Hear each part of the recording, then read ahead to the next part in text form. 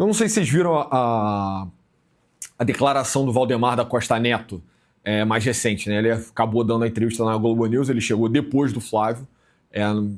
Muito inesperado, né? Inexplicável a presença do Valdemáquina na Globo News, mas eu achei que ele tratou o Flávio com malícia. Ele deu um tratamento malicioso para a candidatura do Flávio, óbvio, né? Você deve imaginar que o próprio Valdemar camisa 10, definitivamente, mas Flávio e Valdemar não necessariamente têm alinhamento total de interesse nessa candidatura. O Flávio está numa luta pela sobrevivência. O Flávio precisa disputar até o final, essa é a demanda do Jair, e esse é o poder que a família carrega, que o Jair Bolsonaro, enquanto vivo, tem um botão de detonação nuclear dentro do PL, então não preciso lembrar vocês que na primeira candidatura do Bolsonaro, pelo PSL, ele conseguiu destruir o partido, né? Na primeira reviravolta ali com o Bittar, o primeiro escândalo, né, se eu não me engano, foi um escândalo de candidatura fantasma de mulher no Nordeste, ele avisou todo mundo. Ele avisou todo mundo que ele ia sair, né, a base, e aí depois fez a transição, ficou uma porrada de tempo sem partido, porque não havia janela, né, todos os mandatos ficaram contestados. Ele perdeu muito capital político nessa troca, mas, enfim, ele achou que era uma manobra necessária, ele acabou fazendo um negócio melhor com o Valdemar da Costa Neto, dentro do PL, dentro do Partido Fisiológico, né, antigo PR, e aí, hoje em dia, é como eles vivem, é como eles precisam se arranjar. Mas os interesses do Flávio, você precisa discernir eles muito claramente. Sobrevivência e hegemonia do campo bolsonarista. O Valdemar é uma raposa velha que já se mostrou antifrágil.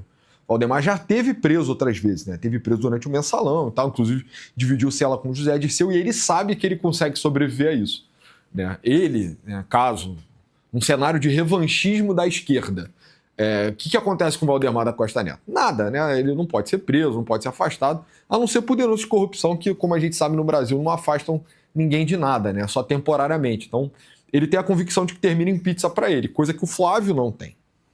O Flávio pode terminar numa prisão absurda, né? Uma prisão política, como eles gostam de colocar, num processo viciado. Isso tudo aconteceu com o pai dele.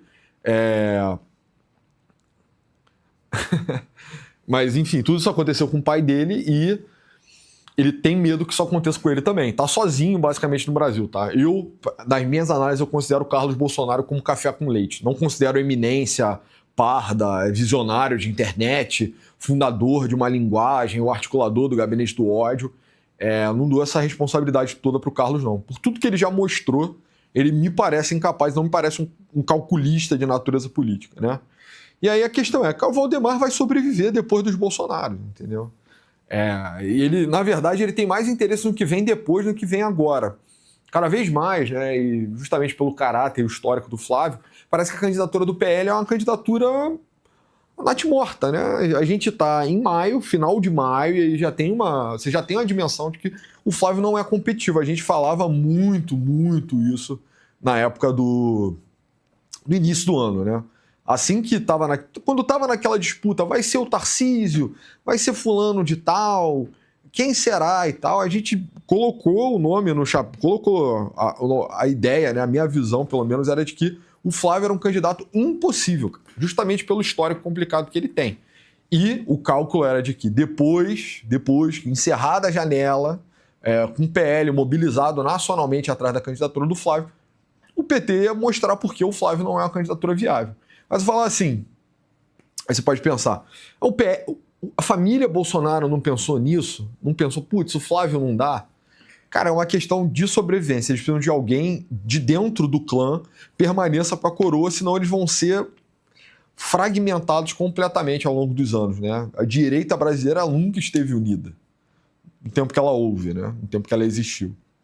Então, o que a gente está vendo hoje é muito anômalo. O bolsonarismo é um fenômeno sui generis em muitos sentidos, né? É um fenômeno grassroots, é um fenômeno de transmissão de voto, é um fenômeno de oxigenação política, é um fenômeno de consolidação de um campo político fragmentado, sem nenhum precedente, né?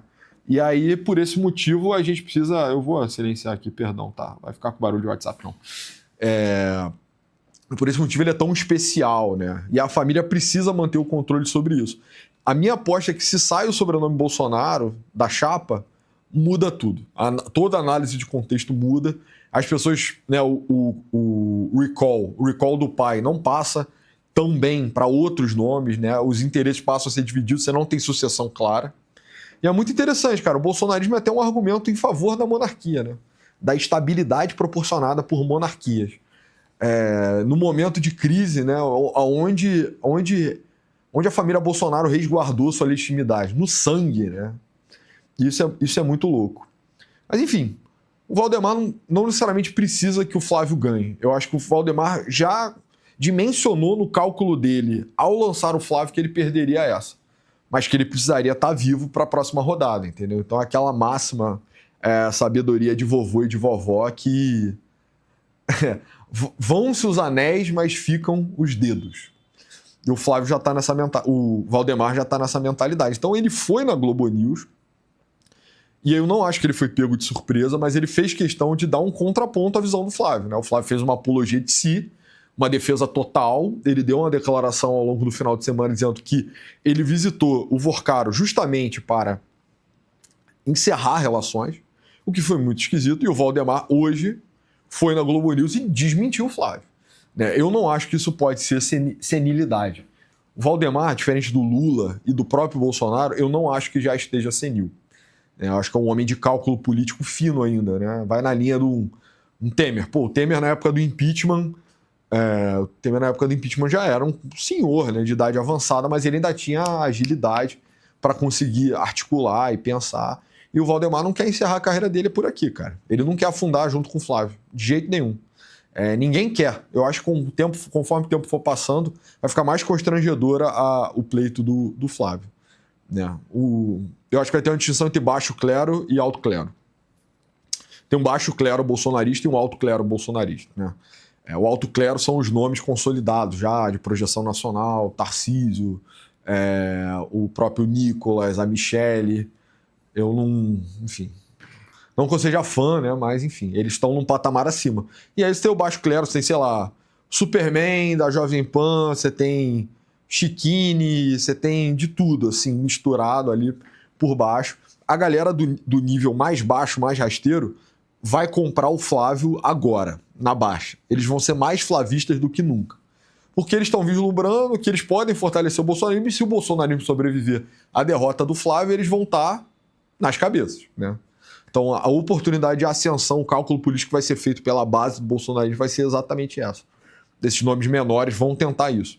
Eles vão entrar na esperança de que o Flávio ganhe, se possível, mas se não ganhar, eles vão estar melhor posicionados do que as antigas lideranças que tendem a fazer, manter uma política de distanciamento nesse primeiro momento. E sim, eu vi o print do Chiquini falando que o Novo não vai apoiar o Zema, muito engraçado. Isso levanta questões muito sérias sobre a organização partidária do Novo, né? Até que ponto o Novo é um partido. Mas, sobretudo, o cálculo do Chiquini é esse, entendeu? Se o Flávio ganha, eu tô gigante. Né? Eu fui corajoso, eu defendi ele no momento que ninguém mais estava disposto a defender, e aí, por isso, eu vou ser alçado para voos mais altos.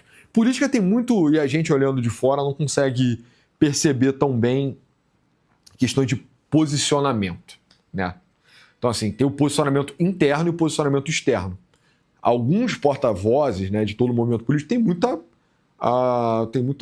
enfim, difusão das suas ideias, né? São pessoas que atingem muitas pessoas, mas que às vezes tem um posicionamento interno muito ruim.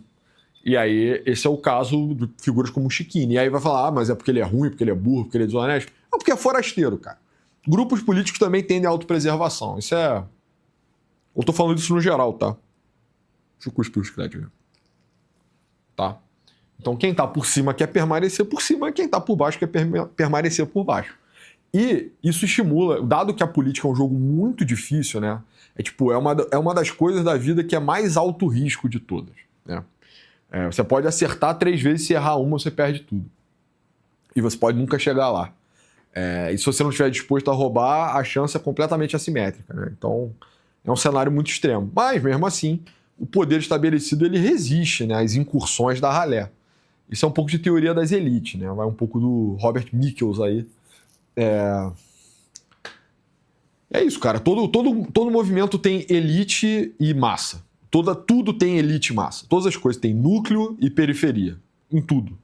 E o núcleo sempre vai buscar se fortalecer diante da periferia, porque tem tensão. Gostou desse corte? Quer mais conteúdo como esse? Então você vai gostar muito do nosso site, onde nós compartilhamos conteúdos exclusivos, gratuitos, e os pagos também, caso você goste muito. Então entra lá que não tem nenhuma barreira, não tem nenhuma propaganda, não tem nenhuma taxa do YouTube, que você vai gostar muito do conteúdo. Nos vemos lá. Valeu! Valeu!